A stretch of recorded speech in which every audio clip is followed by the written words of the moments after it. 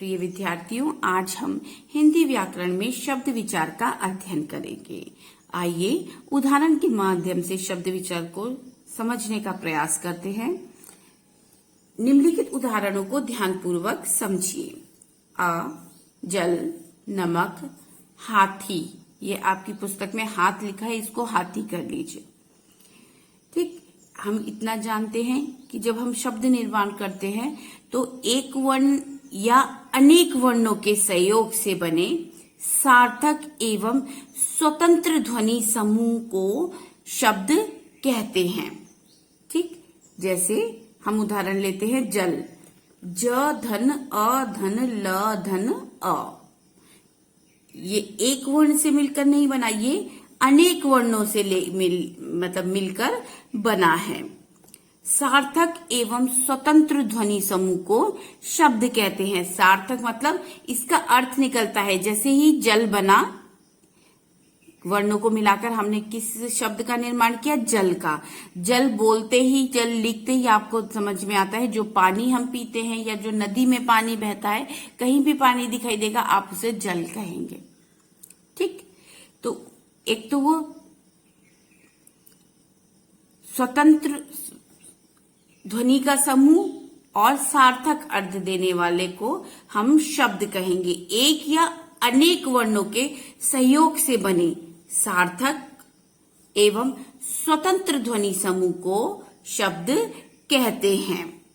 स्वतंत्र होता है कि जल जब भी आप प्रयुक्त करेंगे तो एक अर्थ लिए हुए है ना। तो यहाँ पर यही कहा गया है कि एक या अनेक वर्णों के सहयोग से बने सार्थक एवं स्वतंत्र ध्वनि समूह को शब्द कहते हैं। ठीक, शब्द के मूल में ध्वनि निहित होती है।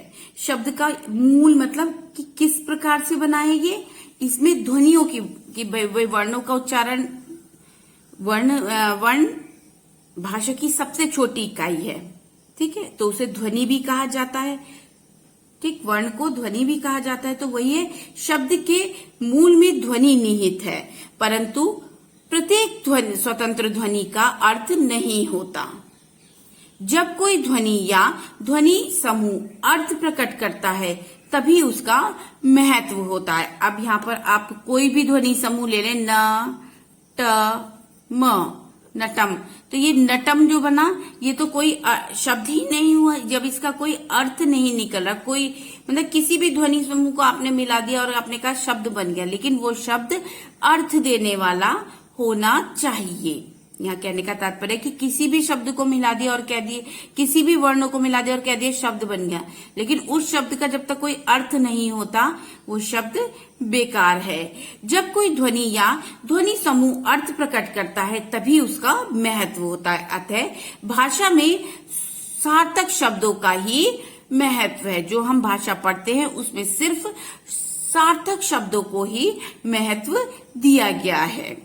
आगे देखेंगे, यद्यपि व्याकरण में केवल सार्थक ध्वनियों पर ही विचार किया जाता है, यद्यपि कभी कभी निरर्थक शब्द भी जब अपना अर्थ व्यक्त करते हैं तो वे सार्थक हो जाते हैं। एक तरफ कहा गया है कि जो शब्द एक या अनेक वर्णों के सहयोग से जो शब्द निर्माण हुआ है उसका अगर अर्थ निकलता है तो हिंदी में, तो भाषा में उसको महत्व दिया गया है कि उस शब्द का कोई अर्थ है तो उसका महत्व है। जैसे जल का अर्थ है, नमक का अर्थ है कि नमक जानते ही आप समझ जाते हैं जिसका टेस्ट नमकीन होता है ना।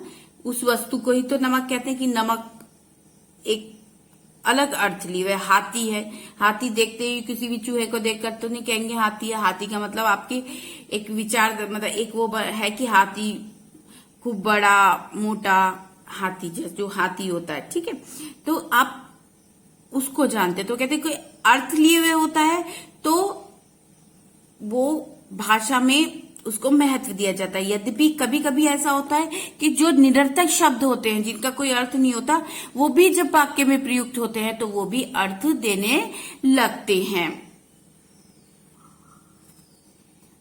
जैसे उदाहरण देखते हैं, मैं तो रोज की खिच खिच से तंग आ गया हूं। अगर हम देखें तो इस खिचखिच का कोई अर्थ नहीं है, ये निरर्थक शब्द है, लेकिन यहाँ पर प्रयुक्त किया गया है। तो खिचखिच का मतलब है कलह, यानी जो रोज के झगड़े होते हैं उसको कहा गया है कि मैं रोज की खिचखिच से तंग आ गया हूं। खिचखिच यहाँ पर निरर्थक शब्द है इस वाक्य में, लेकिन जब हम इस वाक्य का अर्थ निकालते हैं तो यहाँ पर खिचखिच का अर्थ होता है कि जो लड़ाई झगड़े हो रहे हैं। ठीक, तो वही कहा है उन्होंने कि हिंदी भाषा में शब्द अगर अर्थ लिए हुए हैं तो उसका महत्व है, परंतु कभी कभी निरर्थक शब्द भी अपना अर्थ प्रकट कर जाता है तो वह सार्थक होता है। लेकिन इस वाक्य के लिए ये खिचखिच शब्द उपयुक्त है, मतलब यहाँ पर इसका प्रयोग सही है, क्योंकि ये अपने अर्थ को पूर्ण कर रहा है। कुछ चाय वाय है क्या? चाय शब्द सुना है, वाय शब्द हमने नहीं सुना, ये निरर्थक शब्द है। तो लेकिन वाक्य में प्रयुक्त होने पर इसका तात्पर्य चाय के साथ कुछ खाने की वस्तु से है। तो वाक्य में जब निरर्थक शब्द प्रयुक्त हो रहे हैं, अगर उनका अर्थ निकलता है तो वह वाक्य के भाव को स्पष्ट करते हैं। कुछ बातें शब्दों की दुनिया के बारे में जानते हैं कि क्या बातें हैं शब्दों की दुनिया के बारे में।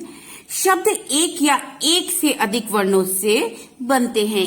एक वर्ण शब्द भी होता है, सिर्फ एक वर्ण, और वह पूरे शब्द का अर्थ देता है। जैसे मैं आपसे पूछूंगी, आप यह काम करेंगे? आपने लिखा, आपने एक शब्द बोला न, एक वर्ण बोला, ये वर्ण हुआ ना। लेकिन ये ना जब आप सुनेंगे या मैं सुनूंगी तो ये पूर्ण अर्थ दे रहा है, इसका अर्थ हुआ नहीं। ना का अर्थ हुआ नहीं, यानी ये एक वर्ण शब्द है, एक वर्णीय शब्द है।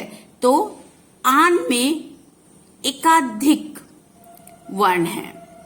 आइए आगे देखते हैं। प्रत्येक शब्द अपना विशेष अर्थ रखता है, चाहे वो जल, पानी, अंबु, वारी, पर्यायवाची शब्द है। यानी ये सब जितने भी इसमें दिए हैं ये किसके पर्याय हैं? जल के पर्याय हैं, पानी के पर्यायवाची शब्द हैं, चाहे आप उसे जल बोलिए, अंबु बोलिए, वारी। लेकिन प्रत्येक का अपना प्रभाव क्षेत्र थोड़ा अलग है, लेकिन इनका जो हम प्रयुक्त करते हैं वाक्य में वो अलग अलग होता है। जैसे आप पूजा के लिए जल लेते हैं, पीने के लिए आप पानी मांगते हैं, पौधों में पानी देते हैं। ठीक, चीज वही है, एक ही वस्तु के लिए ये सारे शब्द प्रयुक्त होते हैं, एक ही शब्द के अर्थ है ये, लेकिन इनका प्रभाव क्षेत्र अलग अलग है। अगर आप किसी से पीने के लिए मांग रहे हैं तो आप बोलते हैं कि मुझे पानी दे दो, ये तो नहीं बोलते जरा वारी दे दो, अंबू दे दो, ये नहीं बोलते ना। और जब आप पूजा में जल का प्रयोग करते हैं तो आप फिर मतलब पानी का ये नहीं कहते पानी दे दो, आप जल मांगते हैं। तो प्रत्येक शब्द का अपना प्रभाव क्षेत्र होता है अलग अलग। वाक्य में प्रयुक्त होने पर शब्द व्याकरण के नियमों में बंध जाता है और वह पद कहलाता है। व्याकरण के नियम क्या? उसमें कुछ शब्द संज्ञा के स्थान पर संज्ञा के लिए प्रयुक्त होते हैं, कुछ शब्द सर्वनाम में प्रयुक्त होते हैं, कुछ शब्द विशेषण के तौर पर हम प्रयुक्त करते हैं, कुछ शब्द हम क्रिया के तौर पर प्रयुक्त करते हैं। ठीक, कारक के तौर पर। जब हम एक वाक्य बनाते हैं तो खाली ऐसे नहीं शब्दों को लिख दिया, उन्हें एक हम नियम के अनुसार उन्हें लिखते हैं। राम स्कूल जा रहा है, राम संज्ञा की जगह आपने प्रयुक्त किया, जा रहा शब्द आपने किसके लिए प्रयुक्त किया है? क्रिया के स्थान पर प्रयुक्त किया है। तो वही है कि वाक्य में प्रयुक्त होने के बाद शब्द शब्द नहीं रहता वो पद कहलाता है। जब तक वो अकेला है तब तक शब्द है। खाली आप राम लिख रहे हैं एक वर्ड, तो ये क्या है, ये शब्द है। जब लिख देंगे राम घर जाता है तो ये राम क्या कहलाएगा, ये पद बन जाएगा, क्योंकि ये व्याकरण के नियमों के अनुसार उस वाक्य में बंध गया है, इसलिए उसे पद कहते हैं। भाषा में नए शब्द आते हैं और पुराने शब्द विदा भी लेते हैं। शब्दों के मेल से वाक्य और वाक्यों के मेल से भाषा बनती है। जो ये हम भाषा पढ़ रहे हैं, जो चैप्टर पढ़ रहे हैं, ये शब्दों के मेल से वाक्य बने और वाक्यों के मेल से पूरी भाषा का निर्माण हुआ है। अब हम जानते हैं शब्द के भेद। अब तक हमने शब्द रचना पढ़ी, अब तक हमने क्या बोला, शब्द कैसे बनते हैं, शब्दों का प्रयोग क्या होता है। कभी कभी निरर्थक शब्द भी एक सार्थक अर्थ दे जाते हैं वाक्य में प्रयुक्त होने पर। आइए शब्दों के भेद जानते हैं। शब्दों के 4 भेद होते हैं। पहले स्रोत या उत्पत्ति के आधार पर, रचना के आधार पर, प्रयोग के आधार पर और अर्थ के आधार पर। हम पहला पढ़ते हैं, स्रोत या उत्पत्ति के आधार पर शब्द के भेद। इस आधार पर शब्दों को, हिंदी में शब्दों को 5 वर्गों में बांटा गया है। तत्सम शब्द, पहले है तत्सम शब्द। तत्सम, तद्भव, देशी, विदेशी और संकर। जैसे तत्सम शब्द, संस्कृत के वे शब्द जो हिंदी में बिना किसी परिवर्तन के प्रयोग किए जाते हैं, उन्हें तत्सम शब्द कहते हैं। तत्सम का अर्थ होता है तत्, उसके सम जैसा समान, यानी उसी के समान। यानी संस्कृत के वे शब्द जो हिंदी भाषा में ज्यों के त्यों प्रयोग किए जाते हैं, उन्हें तत्सम शब्द कहते हैं। जैसे कर्ण, दंत, हस्त, क्षेत्र, पद। एक जैसे घृत, हम किसके लिए प्रयुक्त करते हैं, हिंदी में घृत को घी बोलते हैं। दुग्ध, कर्ण कान, दंत दांत, हस्त हाथ, क्षेत्र खेत जिसे बोलते हैं, और पत्र। ठीक, ये वो शब्द है जो हिंदी भाषा में संस्कृत से आए हैं और इनका प्रयोग जैसा संस्कृत में होता है वैसे ही हिंदी भाषा में किया जाता है। कोई भी इसमें परिवर्तन नहीं, कर्ण को कर्ण ही लिखा जाएगा, सेम।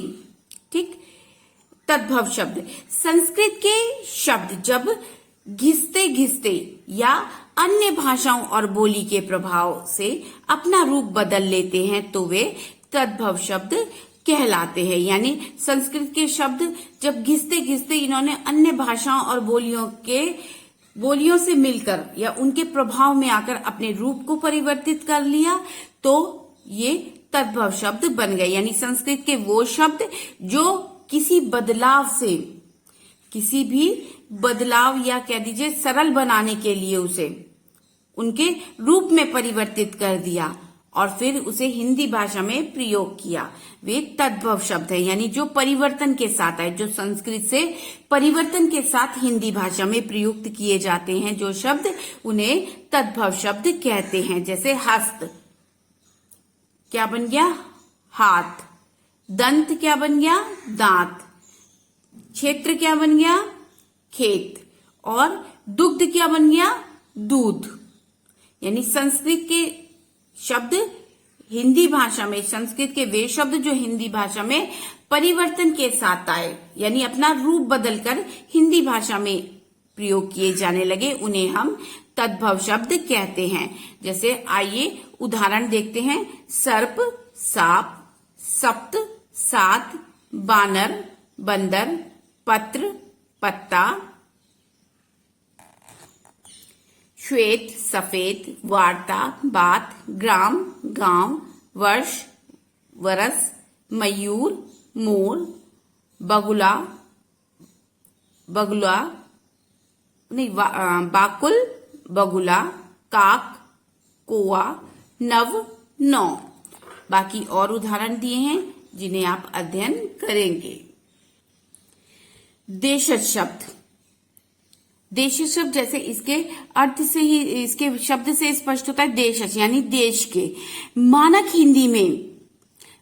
हिंदी में जो शब्द अपनी बोली और लोक भाषाओं से आकर प्रचलित हो गए वे देशी शब्द, देशज शब्द कहलाते हैं। यानी मानक भाषा हिंदी, जो हमारी भाषा है जिसको हम पढ़ते हैं, जो हमारी भाषा है, मानक भाषा मतलब हिंदी का व्याकरणिक रूप, उसे मानक बोला गया है ना। जैसे जो स्टैंडर्ड भाषा बोलेंगे हम उसे, जो वैज्ञानिकों ने जिस पर हिंदी के जो बड़े बड़े वैज्ञानिक हुए हिंदी भाषा में, जो उन्होंने नवीनीकरण के साथ प्रयुक्त होने वाली भाषा है, तो उन्होंने कहा मानक हिंदी में जो शब्द और बोल जो शब्द अपनी बोलियों यानी गांव से, और जो अलग अलग यहाँ पर भारत में कितनी सारी बोलियां बोली जाती हैं, कितनी सारी लोक भाषा प्रचलित है, तो उनमें से निकल के जो शब्द आ गए वे देशी शब्द कहलाने लगे। यानी ये गांव से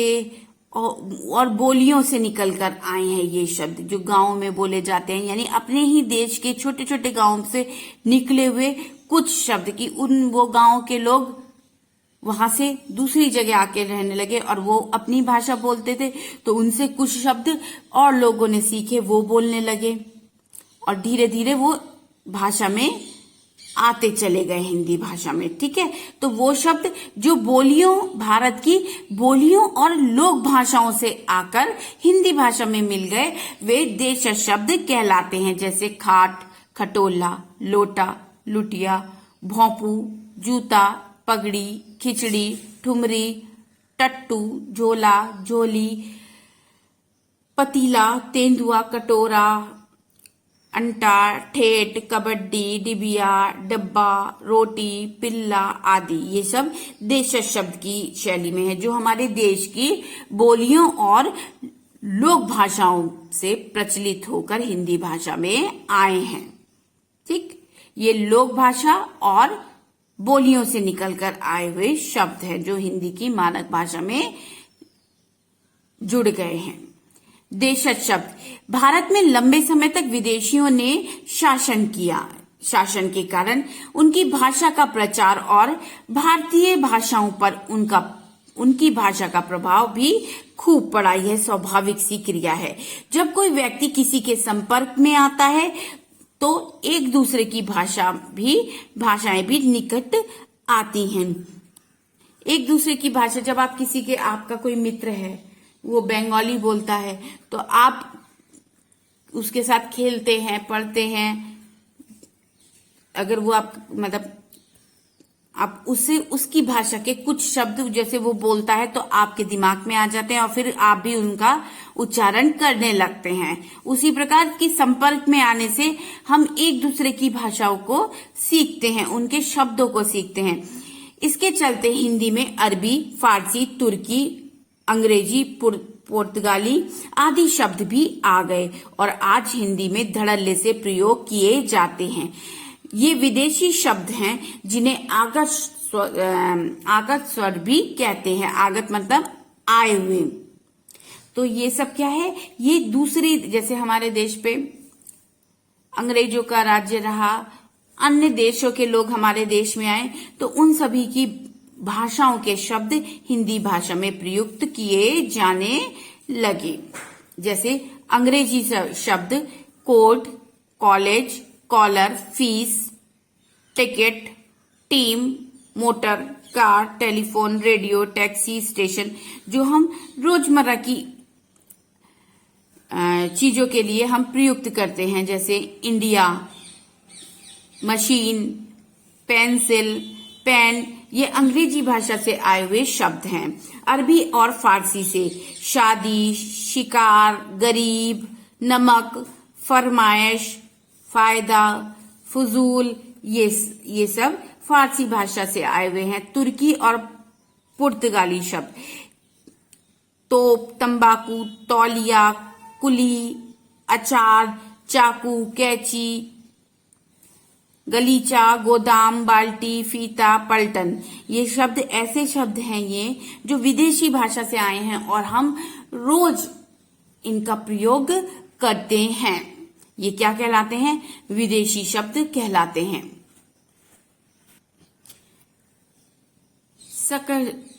संकर शब्द, दो अलग अलग भाषाओं के मेल से जो नया शब्द बनाया जाता है उसे संकर शब्द कहते हैं। उन्हें द्विज शब्द भी कहा जाता है। जैसे दो भाषाओं के मेल से बने शब्द, जैसे डाक धन खाना, डाक खाना। डाक शब्द क्या है? हिंदी का शब्द है और खाना शब्द फारसी का शब्द है। पान दान, पान धन दान, पान हिंदी का शब्द है और दान फारसी का शब्द है। लाठी चार्ज, लाठी हिंदी का शब्द और चार्ज अंग्रेजी का शब्द। तहसीलदार, तहसील अरबी का शब्द है और दार फारसी का शब्द है।